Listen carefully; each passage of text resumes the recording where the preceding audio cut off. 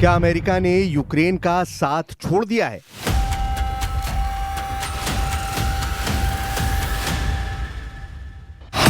क्या secret deal ने Ukraine के हाथ बांध दिए हैं?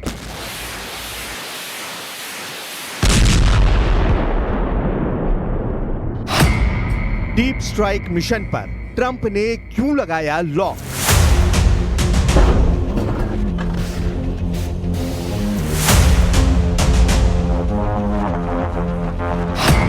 क्या है अमेरिका के नए पैंतरे की कहानी? 24 फरवरी 2022।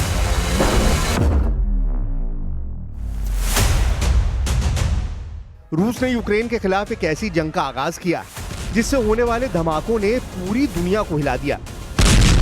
माना जा रहा था कि रूस यूक्रेन के खिलाफ इस जंग को कुछ ही दिन में खत्म कर लेगा और अपने मकसद में कामयाब हो जाएगा। लेकिन घड़ी के कांटे जैसे जैसे आगे बढ़ते गए, इस जंग ने न सिर्फ भयानक रफ्तार पकड़ी, बल्कि इसके असर ने अमेरिका, यूरोप से लेकर एशिया तक एक नए महायुद्ध पर बहस छेड़ दी। क्योंकि अमेरिका और यूरोप के सहारे अभी तक यूक्रेन न सिर्फ इस जंग में बना हुआ है, बल्कि यूक्रेन तक लगातार होने वाले हथियारों की सप्लाई ने रूस के लिए भी इस जंग को चुनौती बना दिया है।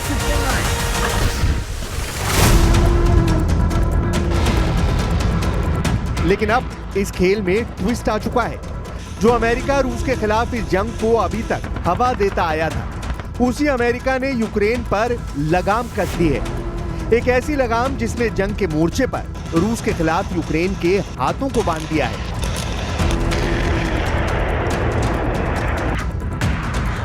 ये ट्विस्ट सामने आया पेंटागन के उस फैसले के बाद जिसने यूक्रेन के हाथों में दी गई अमेरिकी मिसाइलों पर रोक लगा दी। यानी अब यूक्रेन चाहे भी तो रूस की गहराई तक हमला नहीं कर सकता।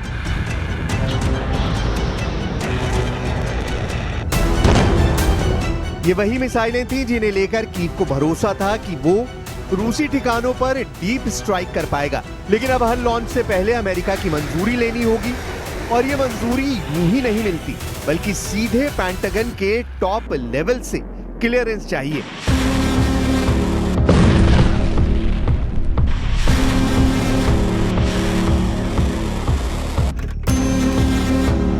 युद्ध के मोर्चे पर ये किसी भी देश के लिए सबसे बड़ा झटका होता है जब उसका सबसे बड़ा सहयोगी अचानक उसकी ताकत पर ब्रेक लगा दे।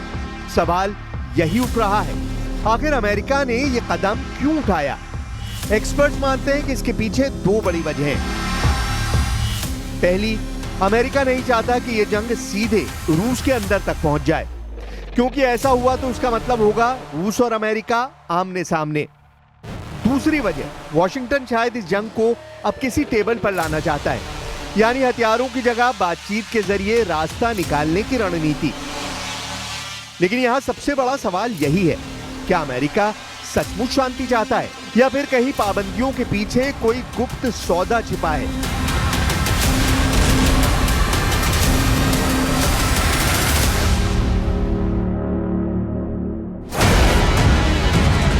क्या वॉशिंगटन और मॉस्को के बीच कोई ऐसी बातचीत हो रही है जिसके बारे में दुनिया को नहीं बताया गया?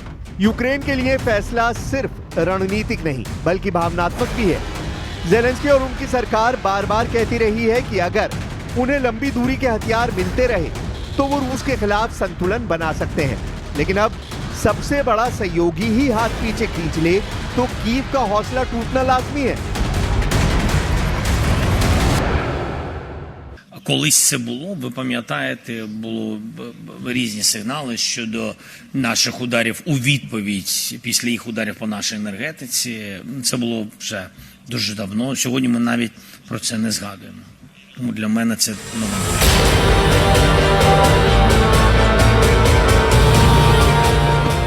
बीते कुछ महीनों में रूस ने लगातार अपनी ताकत बढ़ाई है।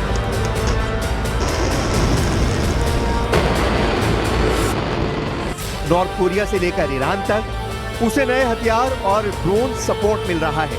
ऐसे में अमेरिका का यू टर्न सिर्फ यूक्रेन ही नहीं बल्कि यूरोप के लिए भी एक चेतावनी है।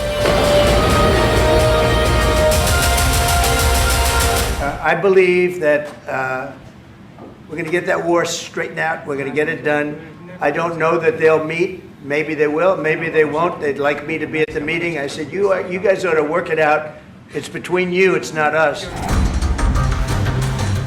एक और फैक्ट ये भी है जिसने इस कहानी को और पेचीदा बना दिया है। अमेरिकी खुफिया एजेंसियों के मुताबिक रूस और उत्तर कोरिया के बीच पिछले 6 महीनों में 12 बड़े हथियार सौदे हुए हैं, जिसमें आर्टिलरी शेल्स, ड्रोन और बैलिस्टिक मिसाइल टेक्नोलॉजी तक शामिल है। यानी जब अमेरिका यूक्रेन पर लॉक लगा रहा है, उसी वक्त रूस नए हथियारों से अपनी झोली भर रहा है।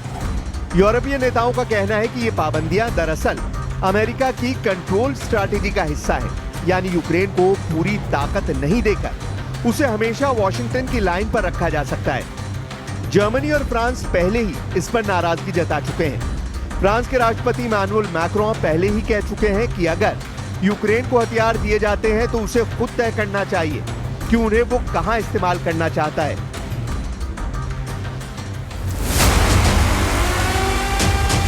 इस बीच रूस ने भी इस मौके का फायदा उठाना शुरू कर दिया है। क्रेमलिन ने बयान जारी कर कहा है कि अमेरिका का यह कदम सही दिशा में है और अब यूक्रेन को बातचीत पर ध्यान देनी चाहिए, यानी मॉस्को खुलकर इस फैसले का स्वागत कर रहा है। लेकिन असली पिक्चर शायद कहीं और छिपी है। कई जानकार मानते हैं कि अमेरिका और रूस के बीच बैक चैनल डिप्लोमेसी जोरों पर है और मिसाइलों पर लगी ये रोक उसी बातचीत का हिस्सा हो सकती है। यही वजह है कि अब सवाल सिर्फ यूक्रेन की जंग का नहीं रहा। सवाल यह है कि क्या इस फैसले ने पूरी जंग का रुख बदल दिया है।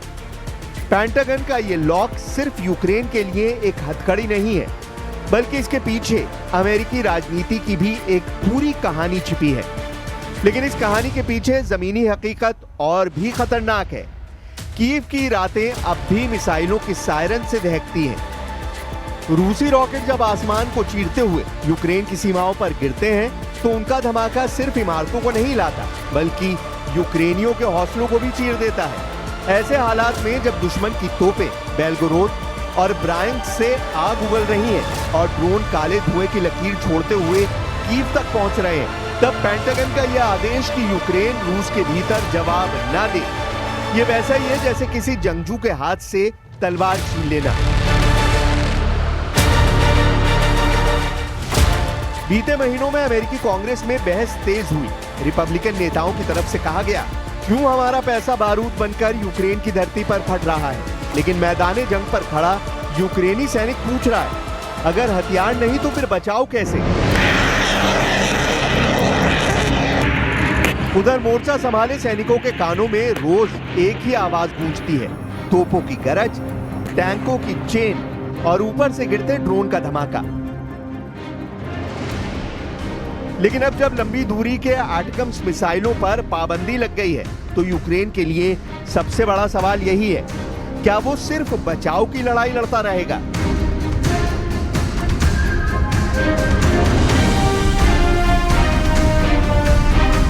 इस बीच खुफिया रिपोर्ट बता रही है कि रूस ने बेलारूस की सीमा के पास बैलिस्टिक मिसाइलों का नया जखीरा जमा कर दिया है। रात के अंधेरे में दागे गए इन मिसाइलों की चमक यूरोप के आसमान में भी दिखने लगी है। हर धमाके के साथ यह एहसास और गहरा होता है कि यह जंग अब किसी भी वक्त नेटो की सीमा तक खिंच सकती है। क्रेमलिन का नैरेटिव और भी ज्यादा खतरनाक है।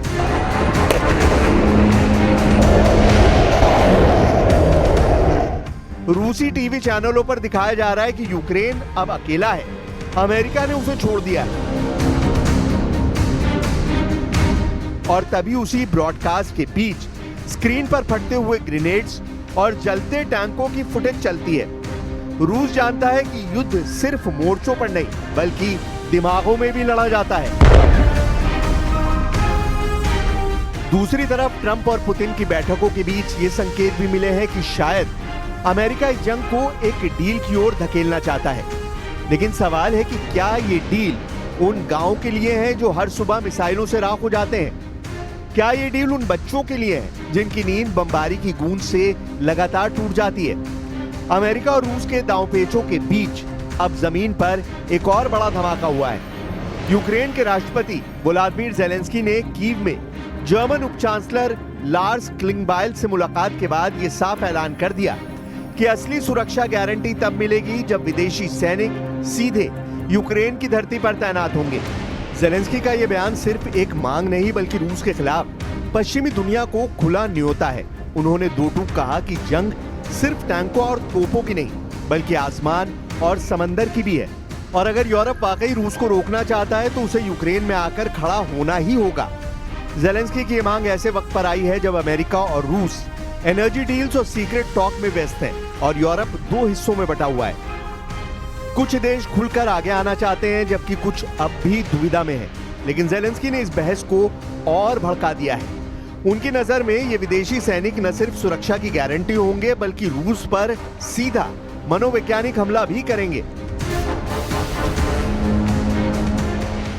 I think it's not up to me to share now what I think about boots on the ground. I think it's important from the big countries, main leaders of coalition of willing. I think this is important. Boots on the ground is important, and I think flag really because it's political, also political pressure on Russia that this country is here in Ukraine. But we speak about air defense and intelligence. We need to have security in the sky and in the sea, not only on the land. So a lot of things we work on it. सोचिए जंग के मैदान में खड़े एक सैनिक के पास हथियार है, लेकिन उसकी उंगली ट्रिगर पर जाने से पहले ही कोई रोक देता है। यही हाल है यूक्रेन का, जहां रूस की मिसाइलें रात को आसमान को चीरती हैं, टैंकों की गड़गड़ाहट धरती को हिला देती है, लेकिन अमेरिका ने साफ कह दिया है कि उसके दिए गए हथियार रूस की जमीन पर नहीं गिरने चाहिए।